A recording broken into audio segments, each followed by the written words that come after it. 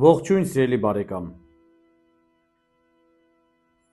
Հովհաննես Մկրտչի ծնունդը։ Կարճ ժամանակ անց Եղիսաբեթը որդի ունեցավ։ Տղա էր, ինչպես որ հրեշտակն էր ասել։ Հարևաններն ու ազգականները եկել էին մանկանը տեսնելու և Եղիսաբեթի հետ միասին ուրախանալու։ Նրան հարցնում էին. «Ինչ ես անվանելու երեխային, Զաքարյա, ինչպես նրա հայրը»։ Սակայն Եղիսաբեթը պատասխանեց. «Ոչ, նա Հովհաննես է կոչվելու»։ Նրան ասացին.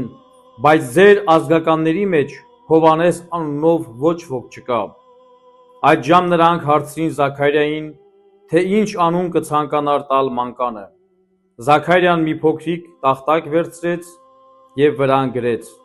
«Հովհաննես է նրա անունը»։ Եվ գրելուց անմիջապես հետո Զաքարիան դարձյալ կարողացավ խոսել, այնուհետև Զաքարիան սկսեց փառաբանել ու գոհություն հայտնել Աստծուն։ Բոլոր հարևանները հիացած և ապշած էին, ամենուրեք խոսում էին այդ մասին և յուրաքանչյուրն ինքն իրեն հարցնում էր.